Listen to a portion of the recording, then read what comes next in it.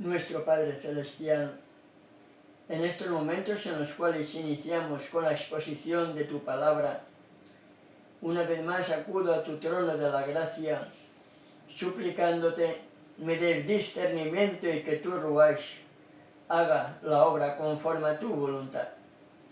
En el nombre de tu Hijo amado, te lo pido y te doy las gracias. Amén. Amén.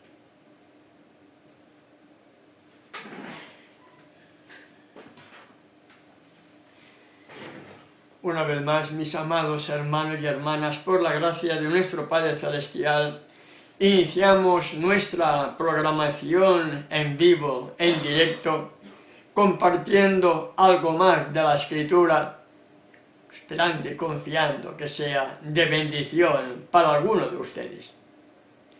Ayer recibíamos algunos comentarios, como siempre suele suceder, pero había uno muy en especial que nos puso lo siguiente: quisiera que usted me diera una opinión acerca de que la gran ramera es Jerusalén según las corrientes judaicas.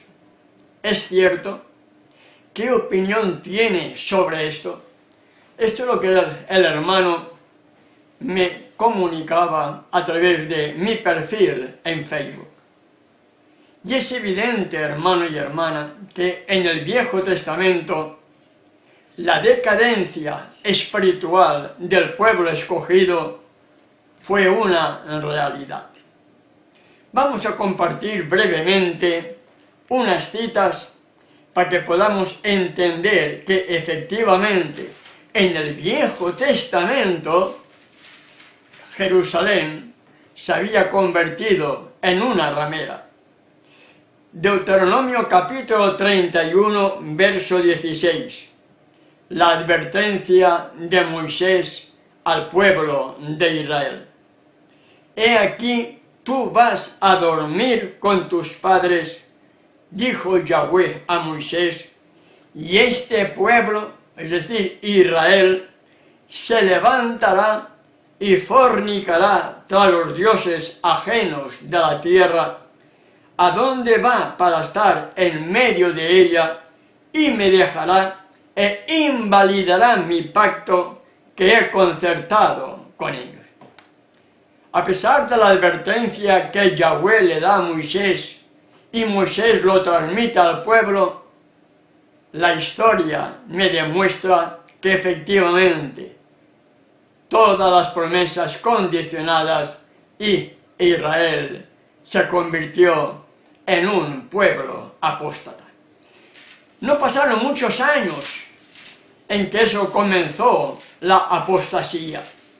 En el libro de Jueces, capítulo 2, versos 7 al 13, nos dice también lo siguiente: y el pueblo había servido a Yahweh todo el tiempo de Josué y todo el tiempo de los ancianos que sobrevivieron a Josué, los cuales habían visto todas las grandes obras de Yahweh que él había hecho por Israel. Verso 8 de Jueces 2. Pero murió Josué, hijo de Nun, siervo de Yahweh, siendo de 110 años. Verso 10. Y toda aquella generación también fue reunida a sus padres, y se levantó después de ellos otra generación que no conocía a Yahweh ni la obra que él había hecho por Israel.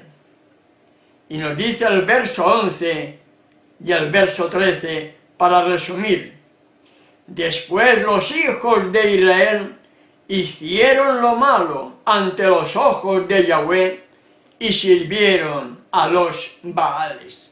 ¿Entendemos? Y en el verso 13, y dejaron a Yahweh y adoraron a Baal y a Astarot. No pasaron muchos años después de que Moisés recibió ese comunicado por parte de Yahweh y que él lo transmite al pueblo de Israel, cuando murió aquella generación, murió la generación de Josué, se levantó otra generación que no conocía a Yahweh y vino o comenzó la apostasía de ese pueblo que había sido escogido para ser un pueblo diferente, un pueblo especial sobre la tierra.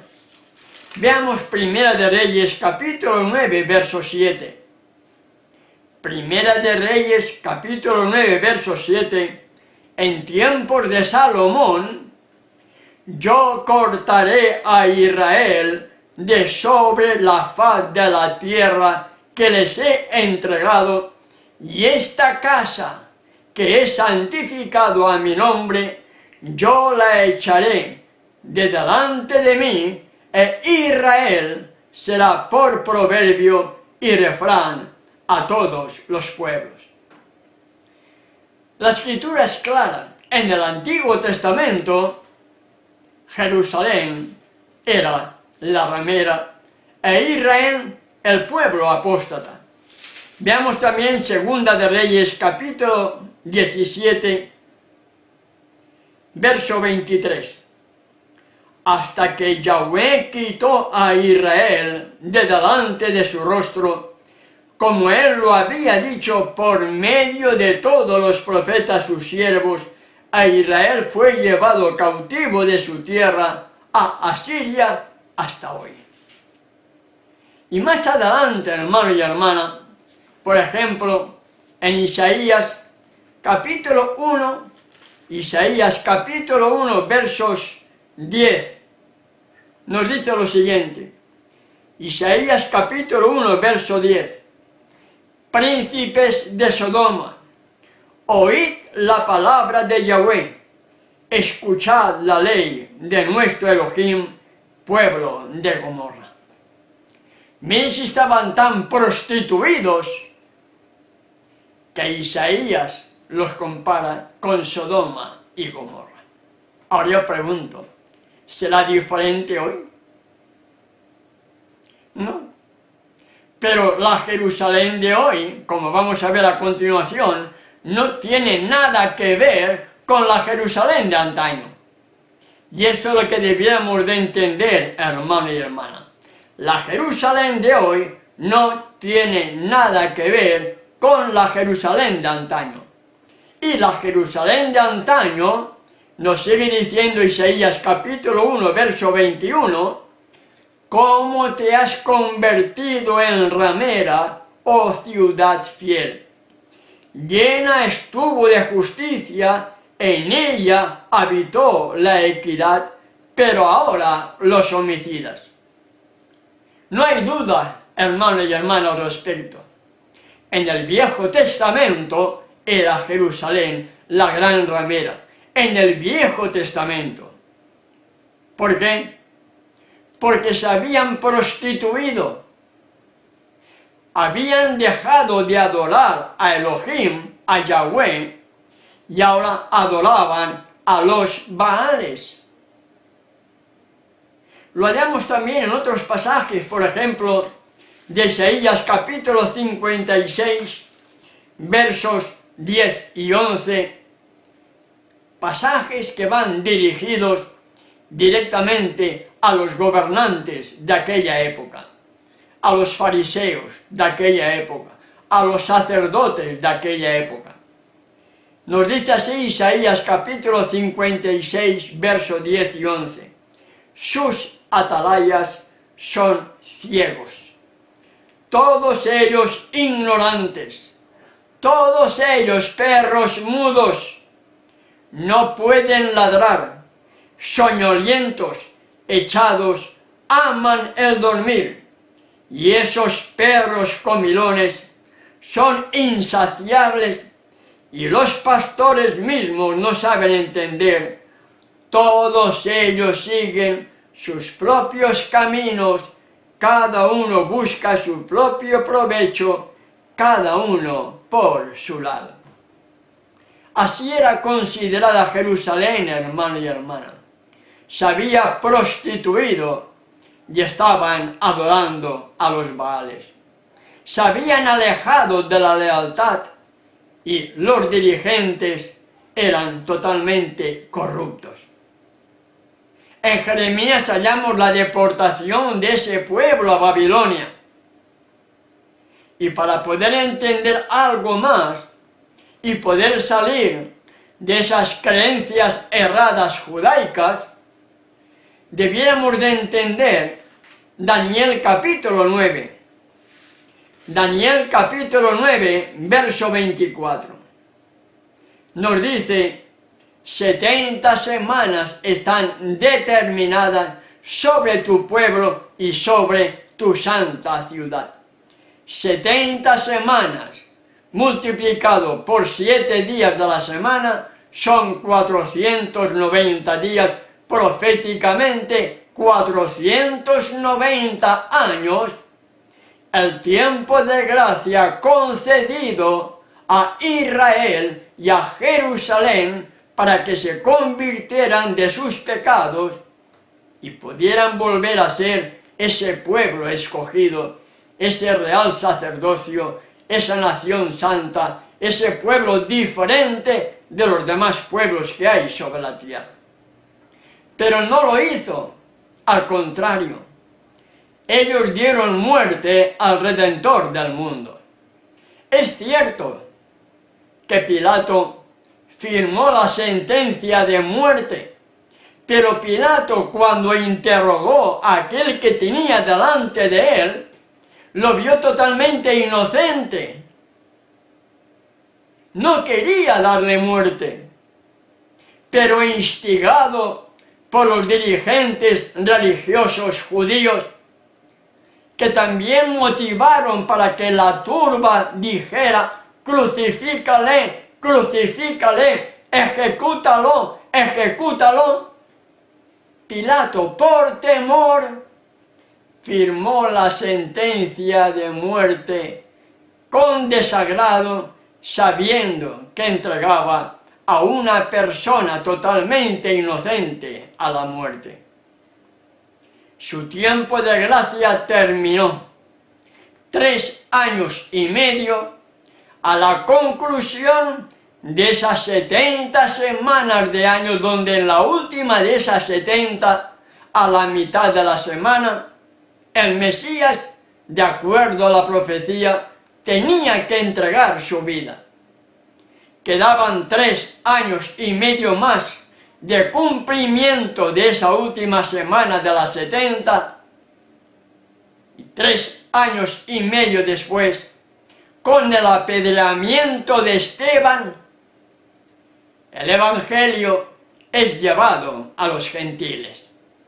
El tiempo de gracia para Jerusalén y para Israel terminó precisamente 3 años y medio después de dar muerte al Redentor del mundo, en el cumplimiento de esas 70 semanas de años, 490 años dados como tiempo de gracia a Jerusalén y a Israel. Y cuando estuvo aquí la majestad del cielo, entrando ya en Jerusalén, antes de pronunciar las señales de su venida, hallamos el lamento que hizo sobre Jerusalén en Mateo capítulo 23, verso 37 al 39. Mateo 23, versos 37 al 39 dice: Jerusalén, Jerusalén, que matas a los profetas y apedreas a los que te son enviados. ¿Cuántas veces quise juntar a tus hijos como la gallina junta a sus polluelos debajo de las alas, y no quisiste? He aquí vuestra casa os es dejada desierta. Porque os digo que desde ahora no me veréis hasta que digáis: bendito el que viene en el nombre de Elohim. Las palabras, repito, son claras, hermano y hermana. He aquí vuestra casa os es dejada desierta. ya no era el pueblo escogido. La majestad del cielo sabía lo que iba a ocurrir. A los suyos vino y los suyos no le recibieron. Y no tan solamente no le recibieron, sino que obligaron a Pilato a que firmara la sentencia de muerte al mismo Hijo de Elohim, aquel que había dejado la honra, la gloria, la reverencia, su poder en el cielo, para venir aquí a esta tierra a salvar a Israel, a salvarte a ti y a salvarme a mí, si le amamos y le obedecemos. Si la majestad del cielo dijo, he aquí vuestra casa os es dejada desierta, es evidente, hermano y hermana, que después del cumplimiento de esas 70 semanas de año, Jerusalén no tiene nada que ver con este tiempo del fin. Jerusalén no tiene nada que ver con ser la madre de la ramera. Para nada, hermano y hermana, para nada.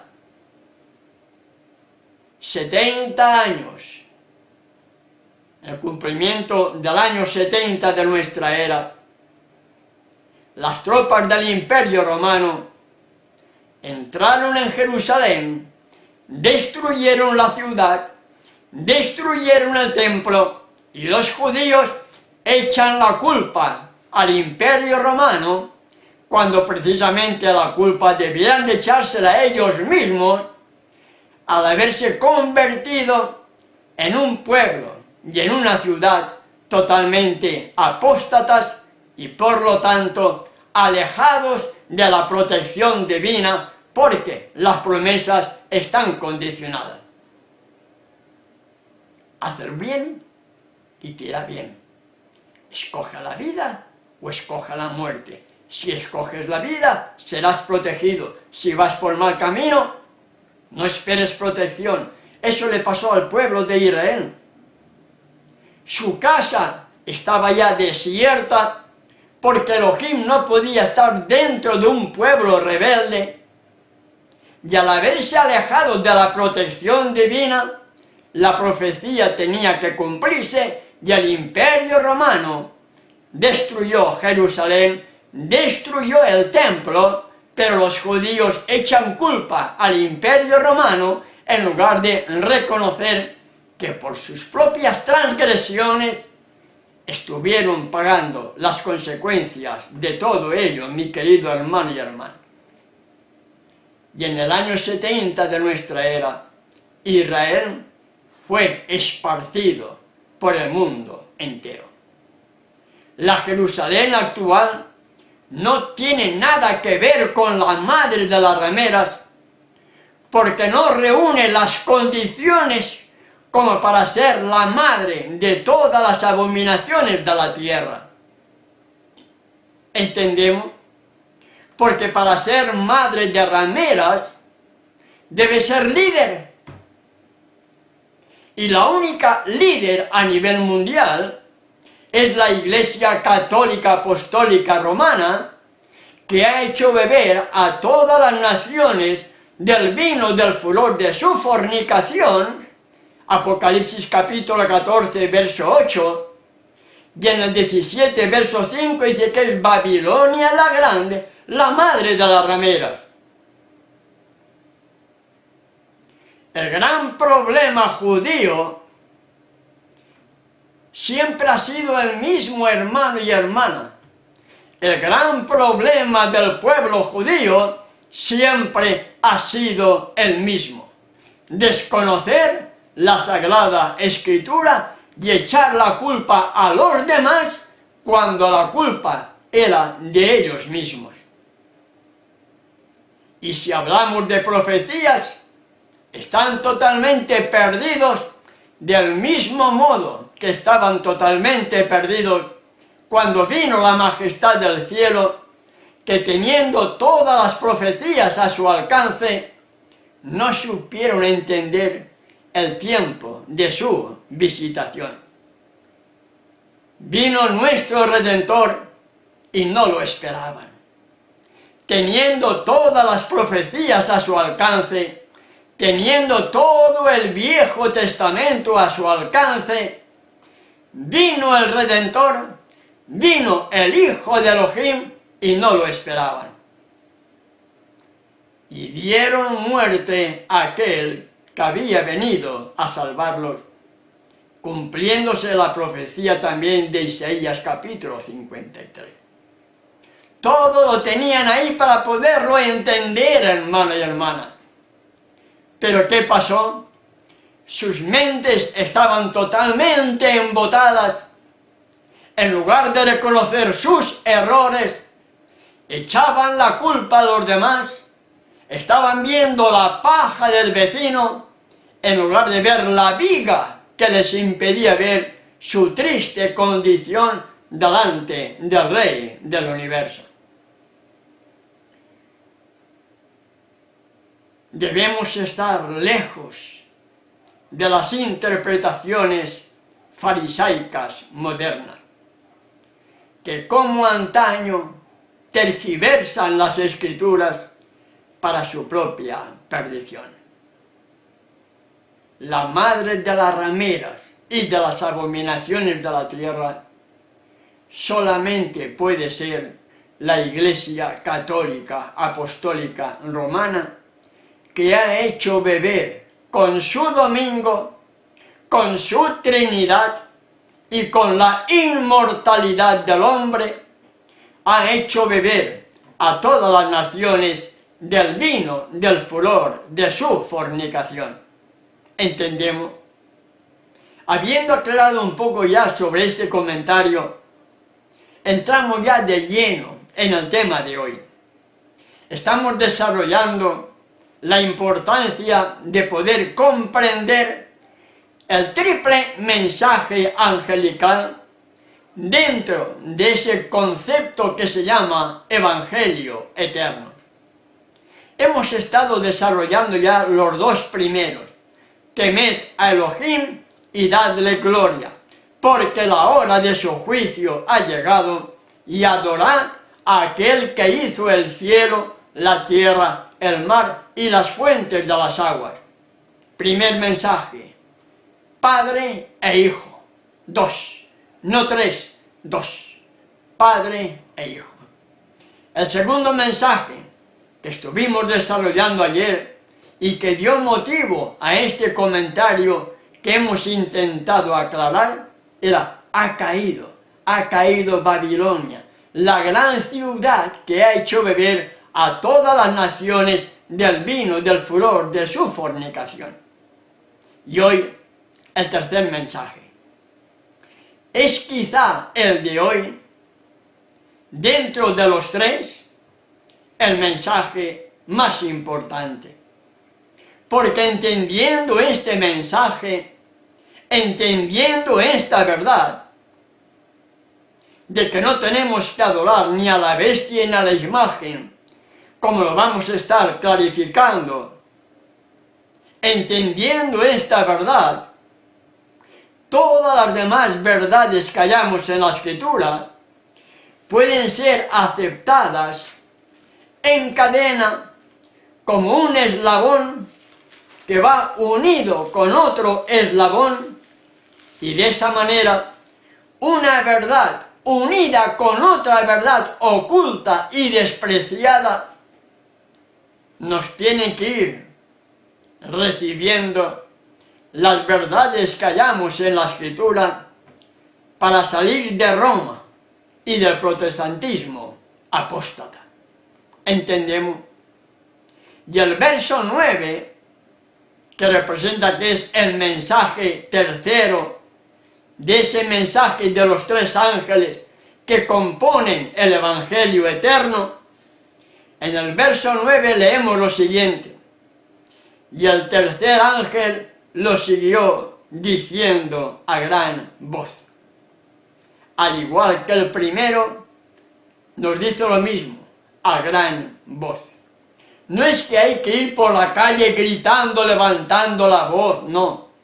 Con gran voz, con poder, con autoridad, con convicción, con el verdadero Ruach, con el verdadero espíritu que nos tiene que dar el poder para presentar tanto el primero como el tercero dentro de ese contexto del Evangelio eterno, para que salgamos de adorar a la Trinidad o a la unicidad y no adoremos ni a la bestia ni a su imagen. Es el último mensaje que el mundo ha de escuchar, y al escuchar, el libre albedrío que cada uno de nosotros tenemos decidirá qué hacemos con nuestra vida.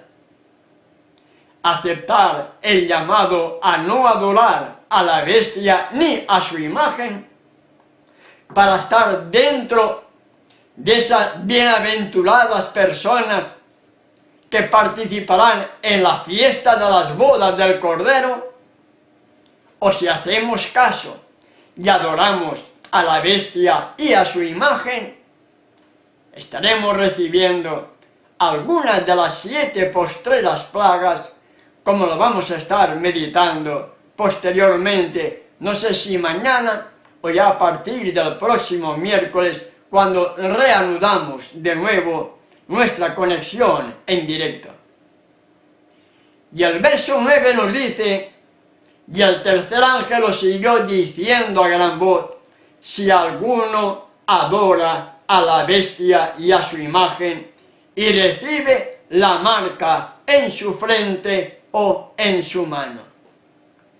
Bestia. ¿Qué significa la palabra bestia? ¿Será una bestia salvaje de las que hay en los montes? ¿Será eso?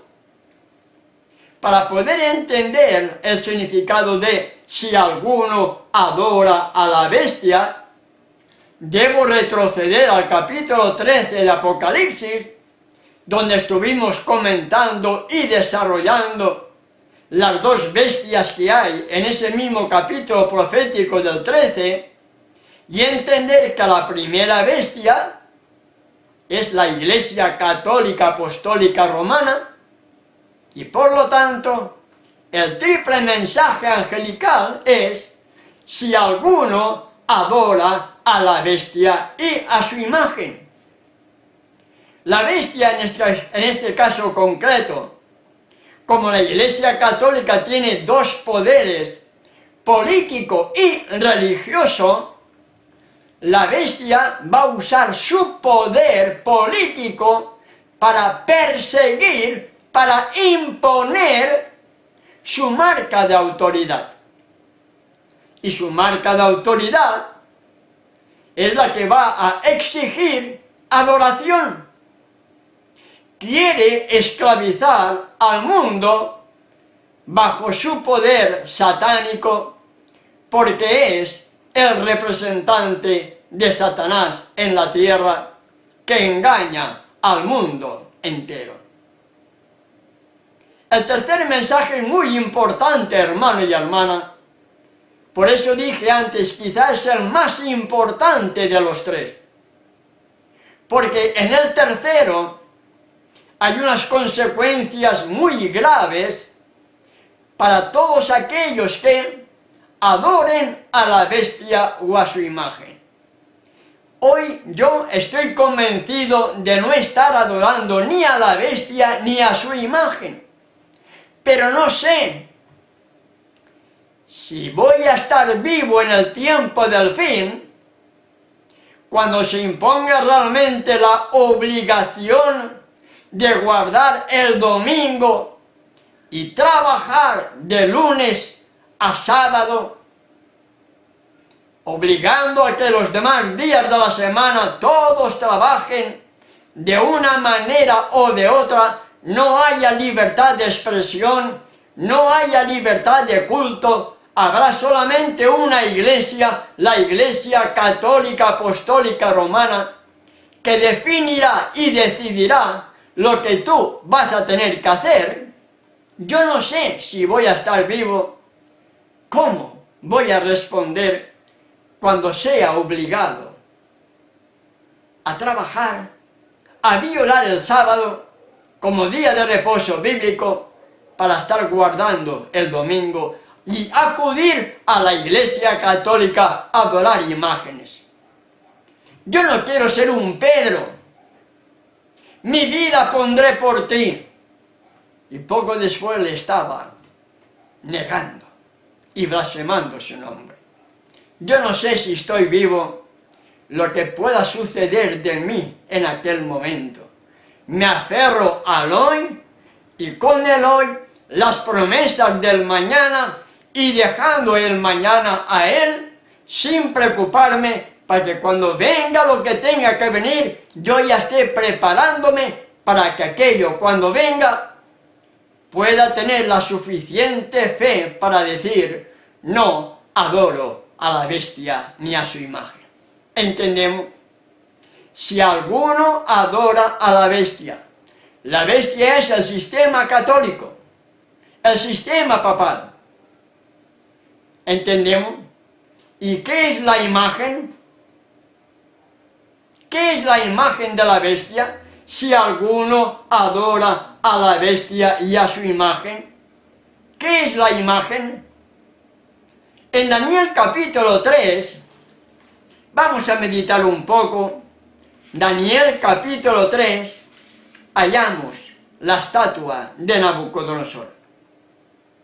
Y en el verso 5 del capítulo 3 de Daniel nos dice que al oír el son de la bocina, de la flauta, del tamboril, del arpa, del salterio, de la zampoña y de todo instrumento de música, os postréis y adoréis la estatua de oro que el rey Nabucodonosor ha levantado.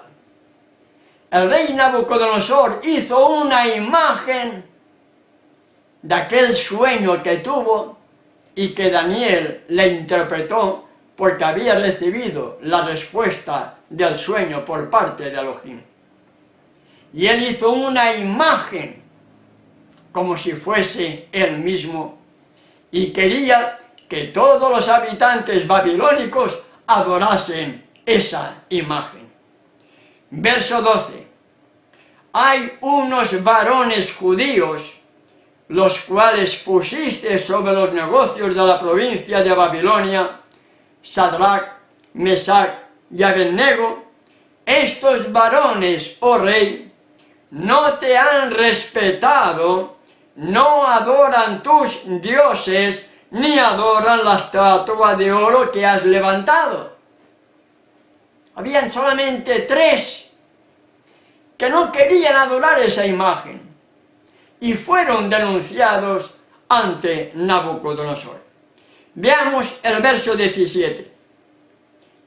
¿Qué responden estos 3 hebreos a Nabucodonosor? He aquí nuestro Elohim, a quien servimos, puede librarnos del horno de fuego ardiendo, y de tu mano, oh rey, nos librará.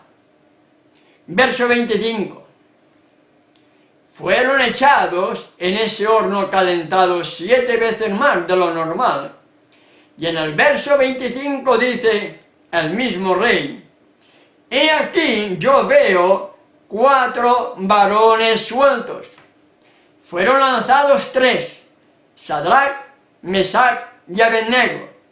Ahora Nabucodonosor ve 4, ve a uno más, porque dice, he aquí yo veo 4 varones sueltos que se pasean en medio del fuego sin sufrir ningún daño, y el aspecto del cuarto es semejante a hijo de los dioses.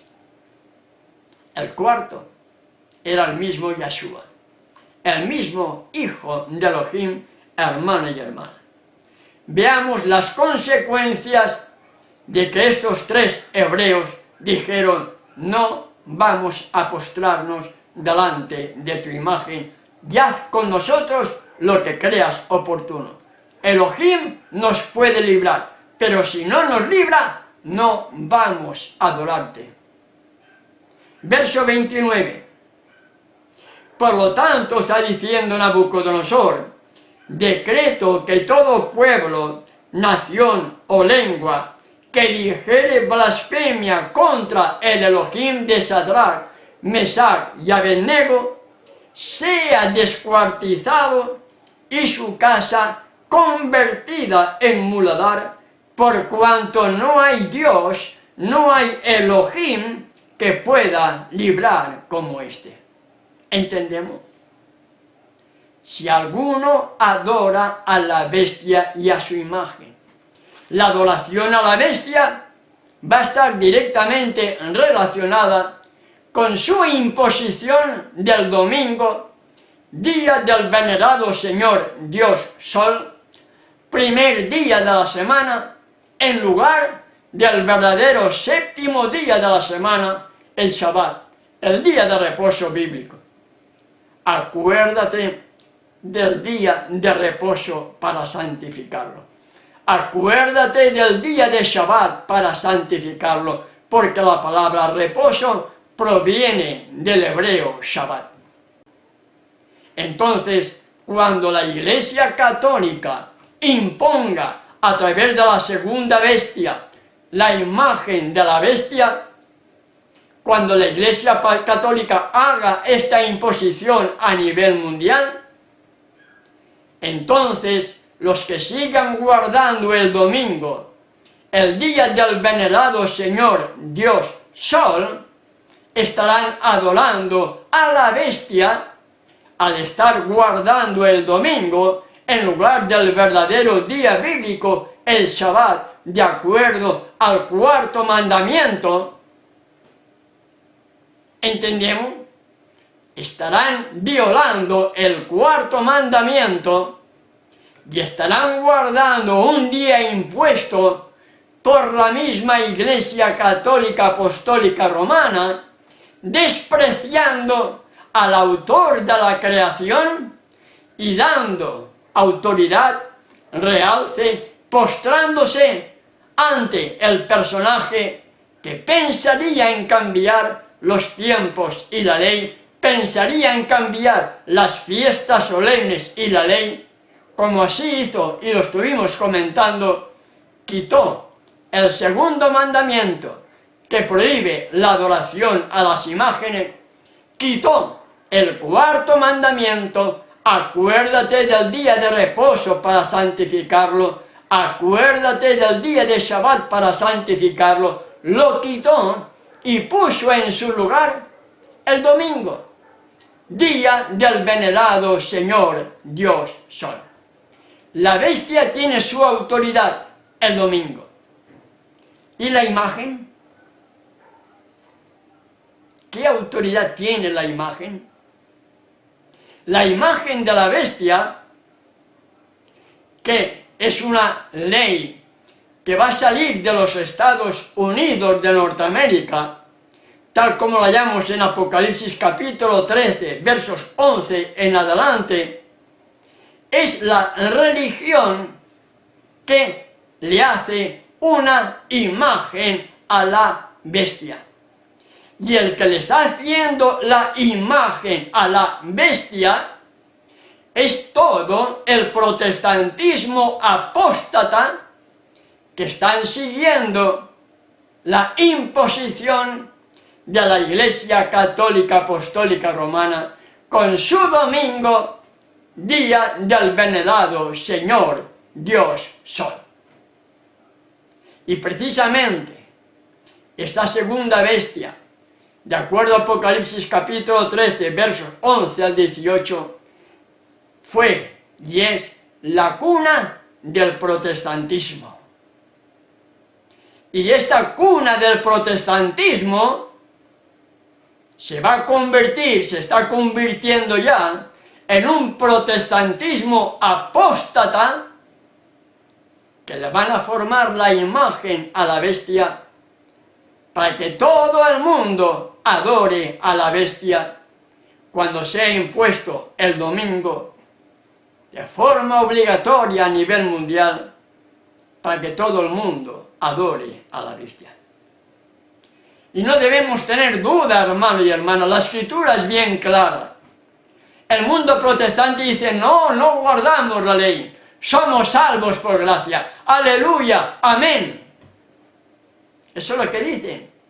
No hay ley que guardar. Bien, si no hay ley que guardar, deberían ser idólatras. Deberían postrarse ante imágenes. No creo que lo hagan, ¿verdad?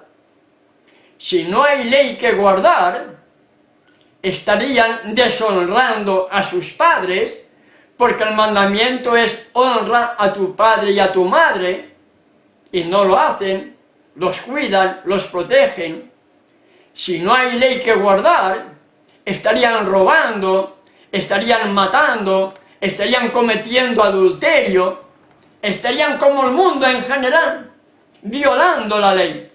Pero no roban, no matan, no cometen adulterio, no adoran imágenes.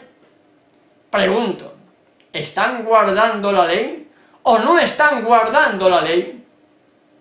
Sí, hermano, están guardando parte de una ley. El problema de ellos no es la ley que sí que guardan. El problema de ellos es el prejuicio que les han llenado la mente en contra del día de reposo bíblico, el sábado. Y esa es la realidad. El mundo protestante dice, no, no hay ley que guardar, somos salvos por gracia. Bueno, si fuese así de simple, todo el mundo se salvaría. Hasta los demonios. Pero la Escritura me dice que los demonios creen, pero tiemblan. Y la gran mayoría del mundo creyente de hoy ni creen ni tiemblan, porque presumen de lo que no tienen. Somos salvos por gracia, no hay ley que guardar cuando están guardando 9 mandamientos de esos 10. Les falta el que tiene que ver con el verdadero día de adoración. Acuérdate del día de Shabbat para santificarlo, porque en ese mandamiento es el único de los 10 que no recuerda quién es el Creador, porque Yahweh hizo el cielo, la tierra, el mar y las fuentes de las aguas. Quitar el 4º mandamiento es dejar a las personas sin orientación para saber quién fue realmente nuestro Creador. Y para aquellos que dicen que no hay ley que guardar, pero que sí que guardan simplemente 9 y les falta el más importante, el 4º mandamiento, el mandamiento que la Iglesia Católica echó y puso en su lugar el domingo. A los que dicen que no hay ley que guardar, pero guardan 9 mandamientos de los 10, Tiago nos dice en el capítulo 2, verso 10 lo siguiente: porque cualquiera que guardare toda la ley, pero ofendiere en un punto, se hace culpable de todo.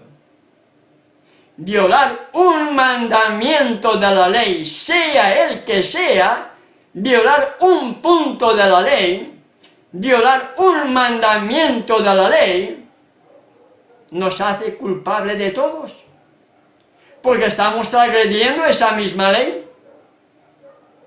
¿Somos salvos por gracia? Sí. ¿Somos salvos por gracia? Sí, porque estábamos condenados a muerte.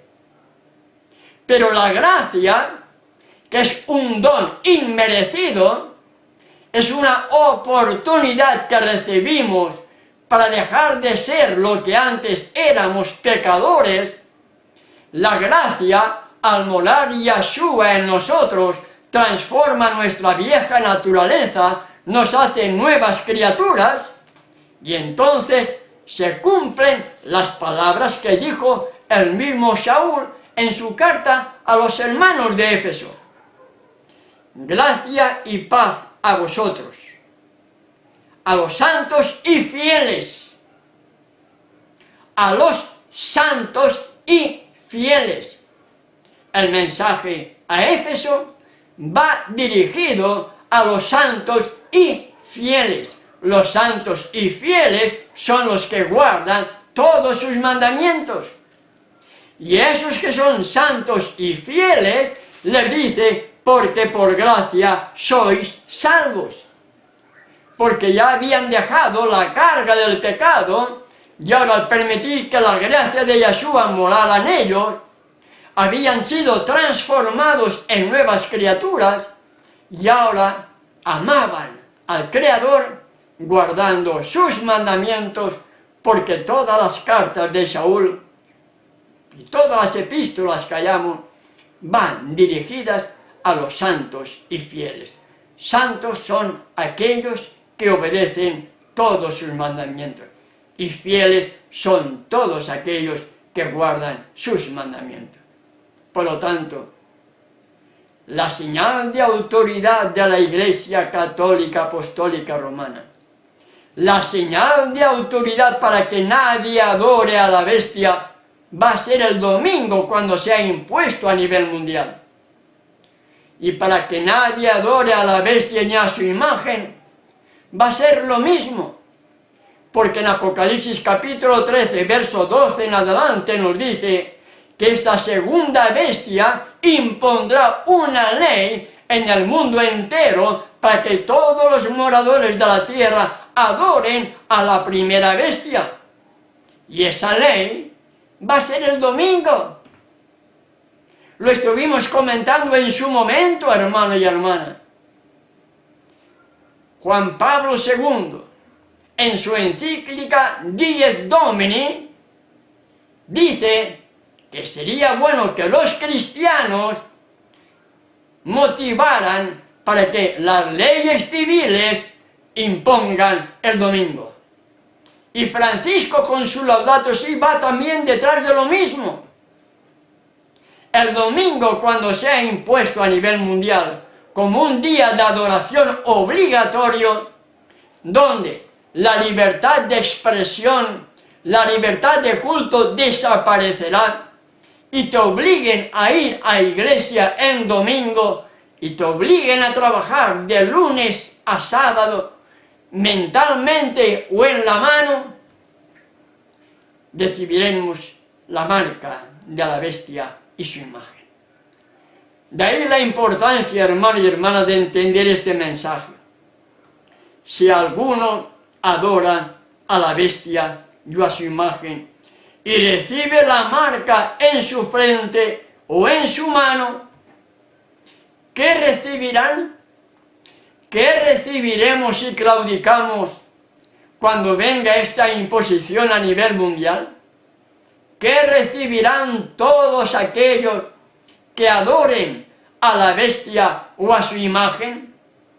¿Qué recibirán todos aquellos que guarden el día del venerado Señor Dios Sol, el domingo, impuesto por Roma, impuesto también por la segunda bestia de Apocalipsis capítulo 13, los Estados Unidos de Norteamérica, cuando sea impuesto esta ley a nivel mundial?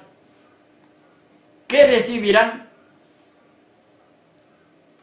Veamos lo que nos dice el verso 10 de Apocalipsis capítulo 14. Él también beberá del vino de la ira de Elohim, que ha sido vaciado puro en el cáliz de su ira, y será atormentado con fuego y azufre delante de los santos ángeles y del Cordero, cuando sea lanzado en el milenio para recibir la sentencia final contra todos aquellos que hoy, en este tiempo del fin, hayan adorado a la bestia y a su imagen. Mi querido hermano y hermana que me escucha, para concluir la meditación de hoy, no estamos en tiempo de proclamar paz y seguridad. La Escritura es bien clara al respecto. Hay muchas denominaciones religiosas que están engañando al mundo entero.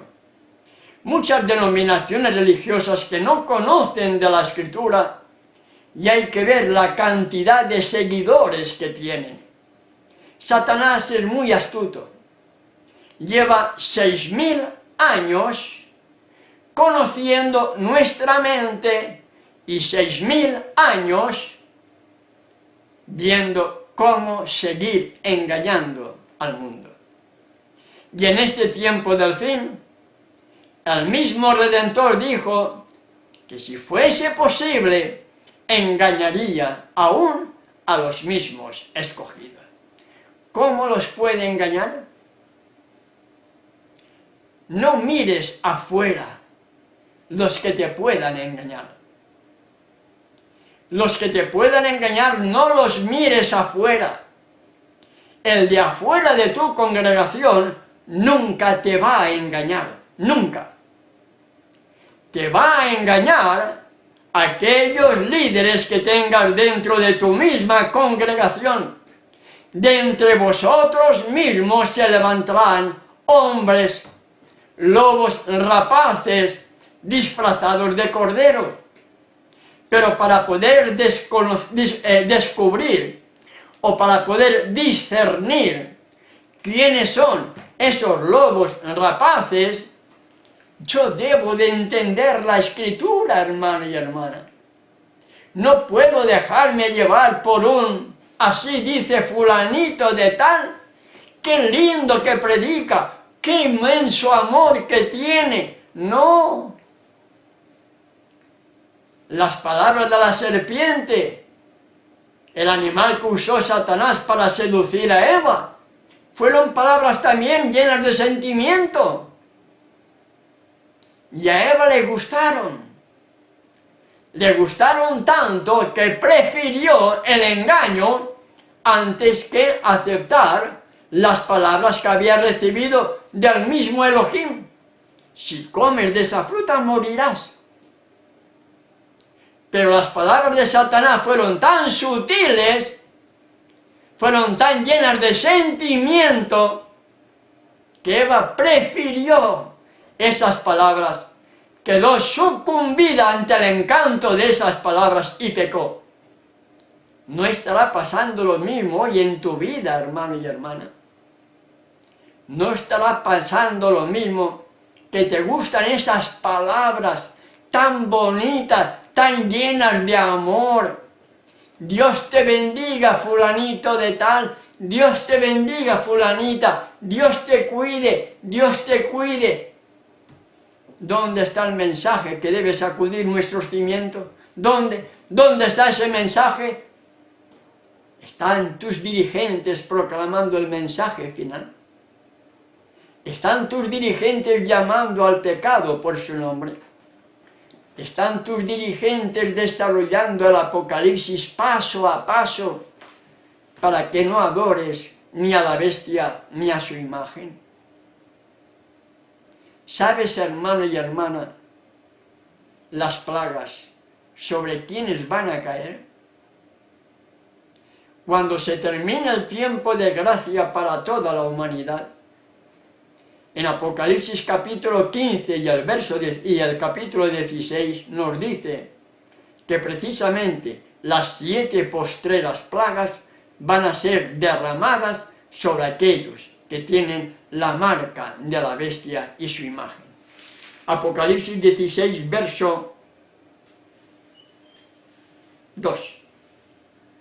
Fue el primero y derramó su copa sobre la tierra, y vino una úlcera maligna y pestilente sobre los hombres que tenían la marca de la bestia y que adoraban su imagen.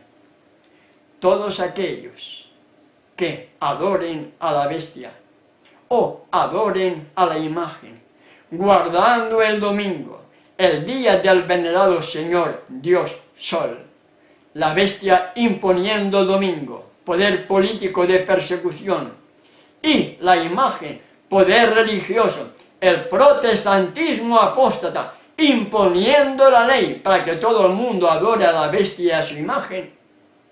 Todos aquellos que reciban esa ley y adoren a la bestia y o a su imagen, recibirán algunas de las 7 posteras plagas precisamente sobre los violadores, sobre aquellos que sigan diciendo soy salvo por gracia y ya no hay ley que guardar.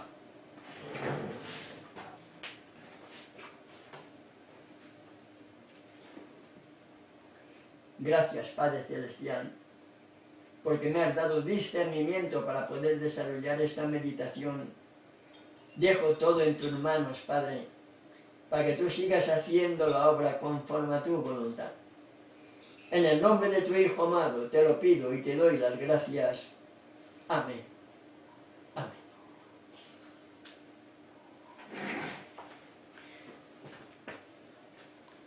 Bien, mis amados hermanos y hermanas, si nuestro Padre Celestial no lo permite, hasta mañana. Cualquier duda, cualquier inquietud que usted pueda tener, no importa si está empezando el estudio de la Escritura, no importa si tiene una duda, no importa. Estamos para ayudar. Nuestro ministerio es ese, tiempo completo a la enseñanza, tiempo completo a instruir a todo aquel hermano, hermana, persona, varón, mujer, que sienta deseo de escudriñar la Escritura, y nuestras respuestas están basadas todas en un escrito está. Si usted tiene alguna inquietud, ya lo sabe. En pantalla aparece también nuestro WhatsApp, nuestro número de celular, por si siente deseo de comunicarse con nosotros. Si nuestro Padre Celestial nos lo permite, hasta dentro de unas horas, en este día de reposo, en este día de Shabbat, que estamos ya celebrando. Hasta entonces, tengan una feliz noche y un buen descanso. Es mi deseo y oración para todos y cada uno de ustedes.